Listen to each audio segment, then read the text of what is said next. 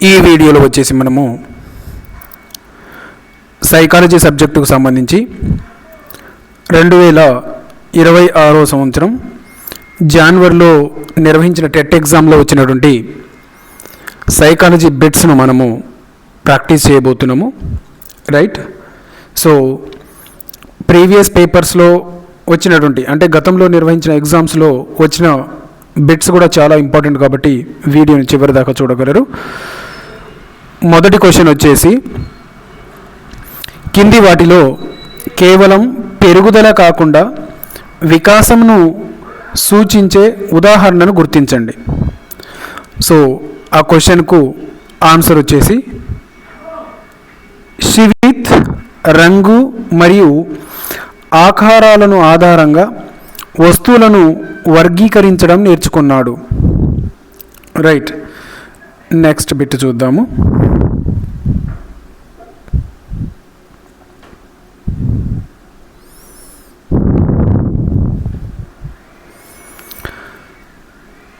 Psychology second bit, ప్రతి బిడ్డ భిన్నంగా పెరిగినప్పటికీ వివిధ కోణాల వికాసంలో దశల వారీ మైలురాళ్ళు ఉంటాయి. ఈ పెరుగుదల మరియు వికాస సూత్రం గురించి జ్ఞానం వల్ల పిల్లలందరూ వాటిని సాధించాలని మనము భావిస్తాం. క్వశ్చన్ మరొకసారి, ప్రతి బిడ్డ భిన్నంగా పెరిగినప్పటికీ వివిధ కోణాల వికాసంలో దశల వారీ మైలురాళ్ళు ఉంటాయి. ఈ పెరుగుదల మరియు వికాస సూత్రం గురించి జ్ఞానం వలన పిల్లలందరూ వాటిని సాధించాలని మనము భావిస్తాము. సో ఆన్సర్ వికాసం ఏకరూపంగా సాగుతుందనే సూత్రం. వికాసం ఏకరూపంగా సాగుతుందనే సూత్రం.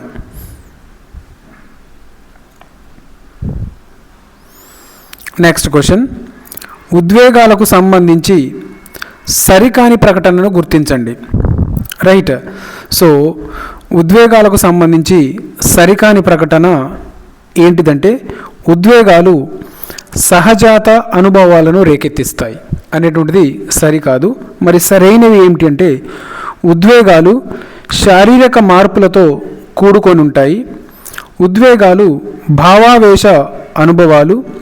ఉద్వేగం అనేది ఉత్తేజిత మానసిక స్థితి. రైట్. నెక్స్ట్ క్వశ్చన్ చూద్దాము.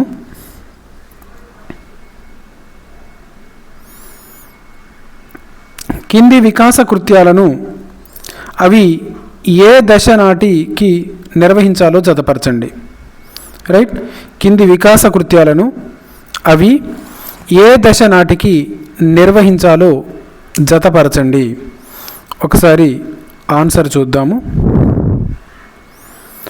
ఇందులో ఫోర్త్ వన్ ఆన్సర్ అంటే ఏకు రెండోది ఆన్సరు, బికు 3, సికు 4, డికు 1.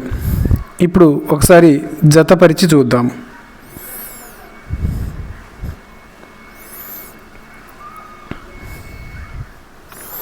రైట్. పిల్లలతో ఆడడం నేర్చుకోవడం, ఇది పూర్వ బాల్య దశ. సమూహం పట్ల విధేయత అభివృద్ధి, దీనికి ఉత్తర బాల్య దశ. కష్టతరమైన మానసిక కృత్యాలను నిర్వహించడానికి కావాల్సిన సంజ్ఞాత్మక సామర్థ్యాల అభివృద్ధి, ఇది కౌమార దశ. వ్యక్తులను గుర్తించడం నేర్చుకోవడం, ఇది శైశవ దశ. రైట్. మరొకసారి కింది వికాస కృత్యాలను అవి ఏ దశ నాటికి నిర్వహించాలో జతపరచమన్నాడు. పిల్లలతో ఆడడం నేర్చుకోవడం అనేటువంటిది పూర్వ బాల్య దశ. సమూహం పట్ల విధేయత అభివృద్ధి అనేటువంటిది ఉత్తర బాల్య దశ. అదేవిధంగా కష్టతరమైన మానసిక కృత్యాలను నిర్వహించడానికి కావలసిన సంజ్ఞాత్మక సామర్థ్యాల అభివృద్ధి అనేటువంటిది కౌమార దశ. వ్యక్తులను గుర్తించడం నేర్చుకోవడం అనేటువంటిది శైశవ దశ.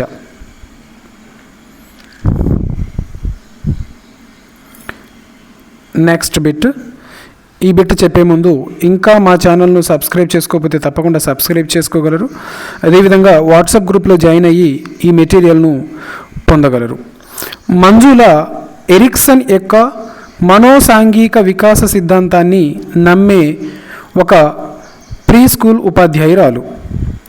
ఎరిక్సన్ ప్రతిపాదించిన విధంగా ఆ దశకు సంబంధించిన ప్రవర్తన యొక్క సానుకూల అంశాన్ని అభివృద్ధి చేయడానికి ఆమె పిల్లలను నిమగ్నం చేయడం జరిగింది. క్వశ్చన్ మరొకసారి. మంజుల ఎరిక్సన్ యొక్క మనోవికాస సిద్ధాంతాన్ని నమ్మే ఒక ప్రీ స్కూల్ టీచర్. ఎరిక్సన్ ప్రతిపాదించిన విధంగా ఆ దశకు సంబంధించిన ప్రవర్తన యొక్క సానుకూల అంశాన్ని అభివృద్ధి చేయడానికి ఆమె పిల్లలను నిమగ్నం చేయడం అనేది ఏంటిది? ఆన్సర్ చొరవ.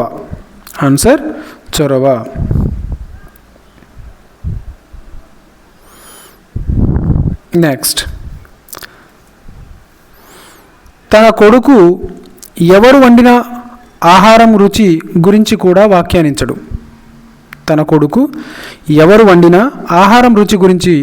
వ్యాఖ్యానించడు.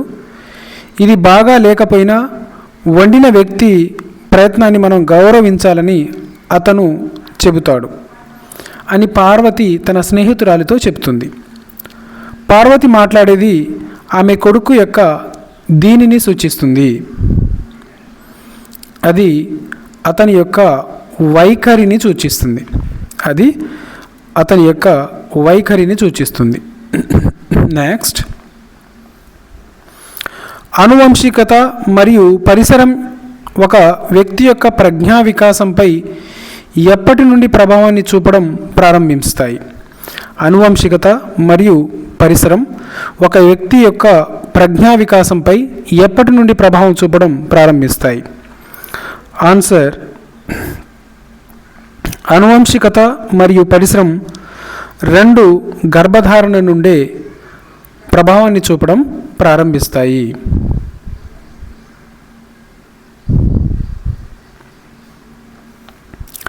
మూర్తిమత్వంకు సంబంధించిన సరికాని స్టేట్మెంట్ను గుర్తించండి. సరికాని స్టేట్మెంట్ వచ్చేసి మూర్తిమత్వం స్వభావం రెండు ఒకటే. ఇది సరికాదు. సరైనవి ఏంటి అంటే మూర్తిమత్వం అంటే అహం లాంటిది కాదు. ఇది సరి అయినది. ప్రతి మూర్తిమత్వం కొన్ని నిర్దిష్ట లక్ష్యాలను లక్ష్యంగా పెట్టుకుంటుంది. ఇది సరి అయినది. ఇంకొకటి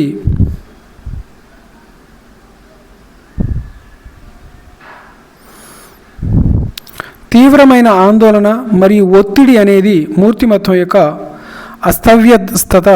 అస్తవ్యస్తత మరియు విచ్ఛిన్నం కారణంగా కలిగే వ్యక్తిత్వ రుగ్మతలు. ఇవి మూర్తిమత్వానికి సంబంధించిన సరైనటువంటివి అంశాలు. Next bit. పాఠశాల స్థాయి పోటీలో ఫైనల్స్కు చేరుకున్న ఇద్దరు విద్యార్థులలో జిల్లా స్థాయి పోటీలో పాఠశాలకు ప్రాతినిధ్యం వహించడానికి ఒక విద్యార్థిని ఉపాధ్యాయురాలు ఎంపిక చేయవలసి వచ్చింది. ఉపాధ్యాయురాలు తన బంధువు అయిన విద్యార్థిని ఎంపిక చేసింది. అయితే మరొక అమ్మాయి ఎంపికైన అమ్మాయి కంటే కొంచెం మెరుగ్గా ప్రదర్శన ఇచ్చింది. ఎంపికైన అమ్మాయి కంటే కొంచెం మెరుగ్గా ప్రదర్శన ఇచ్చింది. ఉపాధ్యాయురాలు తను ఎంపిక చేయని అమ్మాయితో, ఇది నీ మంచి కోసమే, దీని వలన నువ్వు చేసిన చిన్న తప్పులను అధిగమించి ఇంకా మంచి పోటీలకు ఎంపిక అవుతావు అని చెప్పింది. ఇక్కడ ఉపాధ్యాయురాలు ఉపయోగించిన రక్షక తంత్రం ఏది? ఉపాధ్యాయురాలు ఉపయోగించిన రక్షక తంత్రం వచ్చేసి హేతుకీకరణ. ఓకే, సో గమనించండి, ఇంత పెద్ద క్వశ్చన్ ఇది చదవడానికే 1 నిమిషం పడుతుంది, దీని గురించి ఆలోచించడానికి 1 నిమిషం పడుతుంది, ఆన్సర్ రావడానికి 1 నిమిషం పడుతుంది, ఆన్సర్ కరెక్టా కాదా చూసుకోవడానికి 1 నిమిషం పడుతుంది. అంటే ఒక్క క్వశ్చన్కే 4 నిమిషాలు అవుతుంది ఇంత పెద్ద క్వశ్చన్ ఇచ్చినప్పుడు, రైట్? సో ఇటువంటి ప్రశ్నలప్పుడు జాగ్రత్తగా ఉండాలి.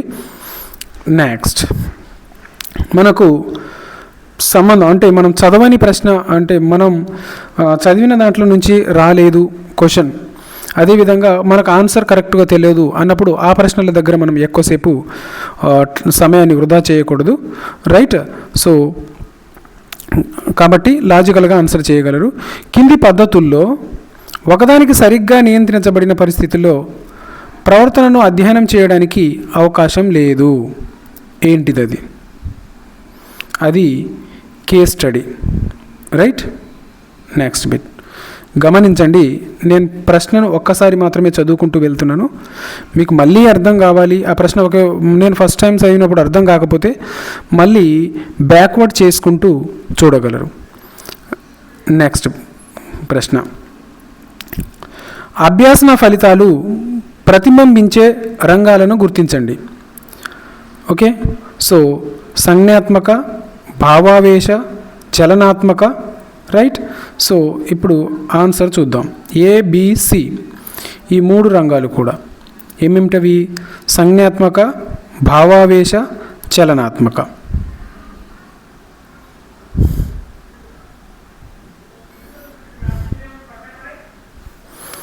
రాణి ఒక ప్రాథమిక పాఠశాల విద్యార్థిని. పాఠశాల తర్వాత పియానో తరగతుల్లో చేరింది. 1 సంవత్సరం పియానో నేర్చుకున్న తర్వాత ఆమె తన తల్లిదండ్రులతో కలిసి వేరే ప్రదేశానికి వెళ్ళి పియానో తరగతులను మానివేసింది. 2 సంవత్సరాల తర్వాత రాణి తిరిగి పియానో తరగతుల్లో చేరింది, కానీ చాలా కాల వ్యవధి కారణంగా ప్రారంభంలో ఇబ్బంది పడింది. ఈ ఉదాహరణకు సంబంధించి థారండైక్ నియమం ఏంటిది అని అంటున్నాడు. అది అభ్యాసన నియమం. నెక్స్ట్ బిట్, కివి పండు రుచి నచ్చని ఒక చిన్న అమ్మాయి 2 పండ్ల బాహ్య రూపంలో సారూప్యత కారణంగా చీకు తినడానికి నిరాకరించింది. ఇది శాస్త్రీయ నిబంధనం యొక్క ఈ సూత్రానికి ఉదాహరణ. అది ఉద్దీపన సాధారణీకరణ అనేటువంటి సూత్రానికి ఉదాహరణ. గమనించండి, ప్రశ్నలు అనేటువంటివి ఎలా ఇస్తున్నాడు అనేటువంటిది. ప్రశ్నలు అనేటువంటిది మనకు కన్ఫ్యూజ్ చేసే విధంగా ఉన్నాయి. క్వశ్చన్ చూడంగానే ఒకేసారి మనం అర్థమయ్యేటట్టు లేవు. కాబట్టి వాటిని జాగ్రత్తగా చదువుకుంటూ మనం గతంలో చదివిన అంశాలను మళ్ళీ ఒకసారి గుర్తుకు తెచ్చుకుంటూ ప్రశ్నలకు సమాధానం చేయగలరు. ఫర్ ఎగ్జాంపుల్ ఈ ప్రశ్నే ఉందనుకోండి, ఓకే, దాంట్లో ఎలిమినేషన్ మెథడ్లో వెళ్ళాలి. అంటే ఈ ప్రశ్నకు సమాధానం ఇది కాదు అనుకున్నప్పుడు దీన్ని పక్కకు పెట్టేసేయాలి, ఇది కాదు అనుకున్నప్పుడు పక్కకు పెట్టేసేయాలి. ఈ రెండిట్లో డౌట్ ఉన్నప్పుడు ఒకసారి మనం చదివిన అంశాలను గుర్తు తెచ్చుకుంటూ అందులో మనకు దగ్గరగా అనిపించని దాన్ని మనము పక్కకు పెట్టి కరెక్ట్ ఆన్సర్ను వెళ్ళాలి. సో ఈ విధంగా మనం ఎలిమినేషన్ మెథడ్లో కనుక వెళ్ళినట్లయితే కరెక్ట్ ఆన్సర్ అనేటువంటిది ఈజీగా మనం టిక్ చేయవచ్చు. నెక్స్ట్, కింది వాటిలో సరికాని స్టేట్మెంట్ను గుర్తించండి. సరికాని స్టేట్మెంట్ వచ్చేసి 3వది, ప్రతికూల పునర్బలనం మరియు శిక్ష ఒకే అర్థాన్ని కలిగి ఉంటాయి. ఇది అయితే సరైన స్టేట్మెంట్స్ ఒకసారి చూద్దాము, ఎందుకంటే అవి ఇంపార్టెంట్ కాబట్టి. ఒక ఉద్దీపనను అందించడం వలన ఒక నిర్దిష్ట ప్రవర్తన యొక్క సంభావ్యత పెరిగితే ఆ ఉద్దీపనే సానుకూల పునర్బలనం. సానుకూలమైన లేదా ప్రతికూలమైన పునర్బలనం అనే భావన బహుమతికి సమానం. సానుకూలమైన లేదా ప్రతికూలమైన పునర్బలనం అనే భావన అనేటువంటిది బహుమతికి సమానము. అదేవిధంగా ఇంకొక సరైన స్టేట్మెంట్ ఏంటిదంటే, ఒక ఉద్దీపన ఉపసంహరణ వలన ఒక నిర్దిష్ట ప్రవర్తన యొక్క సంభావ్యత పెరిగితే ఆ ఉద్దీపనే ప్రతికూల పునర్బలనం, రైట్. నెక్స్ట్ బిట్, ఒక తల్లి తన స్నేహితురాలితో నేను నా కొడుకుకి ఒక బిస్కెట్ ఇచ్చినప్పుడు అతను తీసుకోడు, కానీ నేను దానిని 2గా విడగొట్టి ఇచ్చినప్పుడు అతను అది ఎక్కువ అని భావించి తీసుకుంటాడు అని చెబుతుంది. పియాజే ప్రకారం పిల్లవాడి సంజ్ఞాత్మక వికాస దశ ఏది? ఆన్సర్ పూర్వ ప్రచాలక వికాస దశ.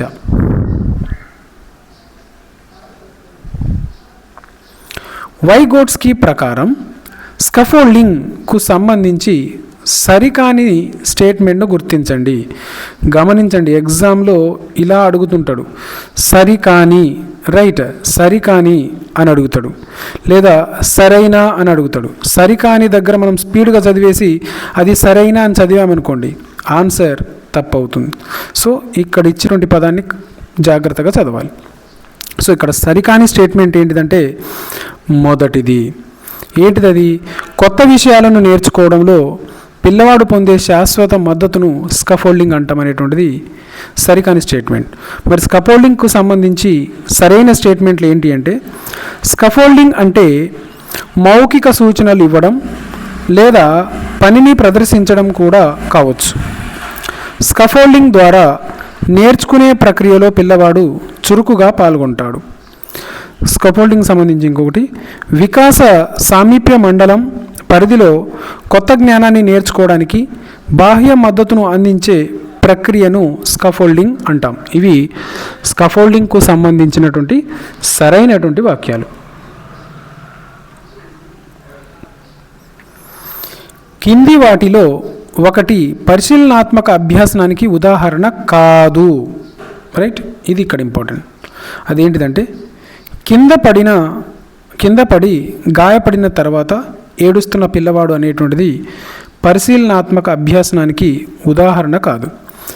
ఓకే, నెక్స్ట్ బిట్ చూద్దాం. ప్రేరణ చక్రంలో రెండవ దశ ఉత్సుకత. గుర్తుపెట్టుకోండి. సో ఇప్పుడు మీరు చూస్తుంది 2026 సంవత్సరం జనవరి నెలలో నిర్వహించినటువంటి టెట్ ఎగ్జామ్లో వచ్చినటువంటి సైకాలజీ బిట్స్. రైట్, ఇంకా మా ఛానల్ను సబ్స్క్రైబ్ చేసుకోకపోతే తప్పకుండా సబ్స్క్రైబ్ చేసుకోగలరు. అదేవిధంగా వీడియోను లైక్ చేయగలరు. రాజు ఒక హీరో నటించిన 2 యాక్షన్ సినిమాలను ఒకదాని తర్వాత ఒకటి చూశాడు. తన స్నేహితుడికి రెండో సినిమా కథను చెప్పడానికి ప్రయత్నిస్తున్నప్పుడు మొదట చూసిన సినిమా దృశ్యాలు జోక్యం చేసుకుంటున్నాయి. ఇది దీనికి ఉదాహరణ. దేనికి ఉదాహరణ అంటే పురోగమన అవరోధం. పురోగమన అవరోధంకు అవి దానికి ఉదాహరణ అవి. Right, next. ఒక నిర్దిష్ట భాష మాట్లాడే వ్యక్తి రోహిణిని రోసినిగా ఉచ్చరించడం దీనికి ఉదాహరణ. ప్రతికూల బదలాయింపు. ప్రతికూల బదలాయింపు.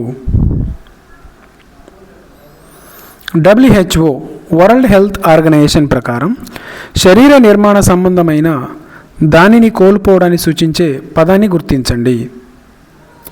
ఇంపైర్మెంట్. ఇంపైర్మెంట్.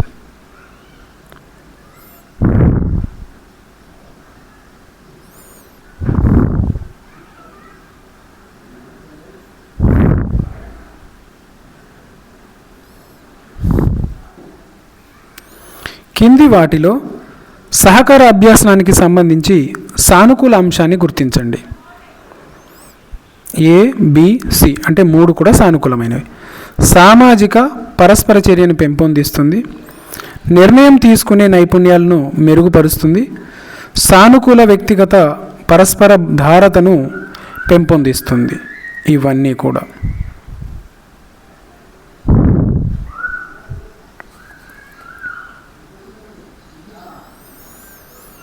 కింది వాటిలో 2 స్టేట్మెంట్లను చదవండి. మొదటి స్టేట్మెంట్, ఉపాధ్యాయ కేంద్రీకృత పద్ధతిలో ఉపాధ్యాయుడు నిష్క్రియాత్మకంగా ఉంటాడు మరియు అభ్యాసన ప్రక్రియను నిర్దేశిస్తాడు. స్టేట్మెంట్ బి, అభ్యాసన కేంద్రీకృత పద్ధతిలో అభ్యాసకుడు చురుకుగా ఉంటాడు మరియు ఉపాధ్యాయుడు అభ్యాసనాన్ని సులభతరం చేస్తాడు. ఇక్కడ సమాధానాలు వచ్చేసి స్టేట్మెంట్ ఏ, స్టేట్మెంట్ బి రెండూ కూడా కరెక్టే.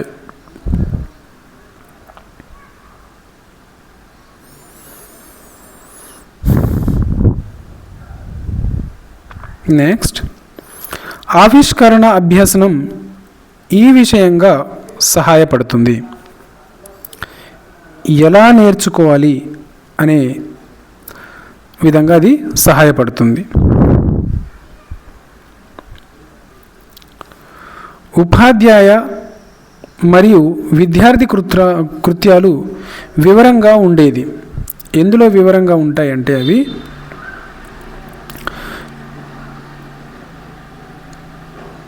అవి పాఠ్య పథకంలో వివరంగా ఉంటాయి.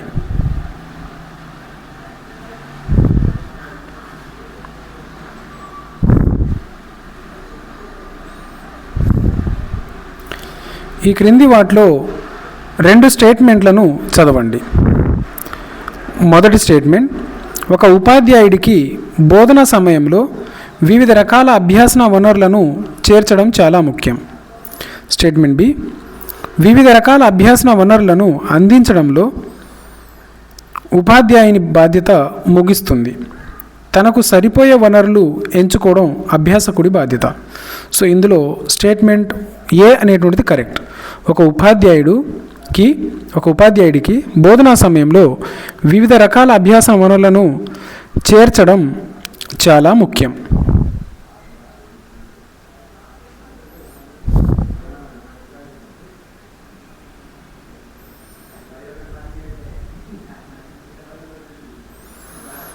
ఉపాధ్యాయుని ప్రధాన దృష్టి ఈ సమయాన్ని సరిగ్గా నిర్వహించడం మరియు కనిష్టంగా ఉంచడంపై ఉంటే సమయాన్ని ఆదా చేయడమే కాకుండా విద్యార్థులు దుష్ప్రవర్తనకు పాల్పడే అవకాశాన్ని తగ్గిస్తుంది. అది పరివర్తన సమయం.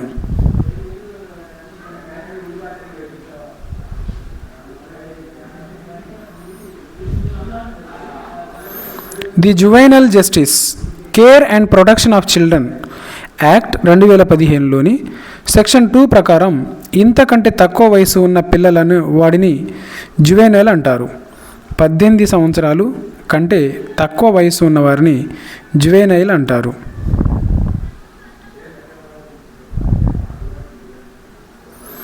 మూల్యాంకనం, మదింపు మరియు కొలత అనే 3 పదాలలో ఒక గొడుగు పదం. దీని కింద మిగిలిన 2 చేర్చబడతాయి. అది మూల్యాంకనం. రైట్.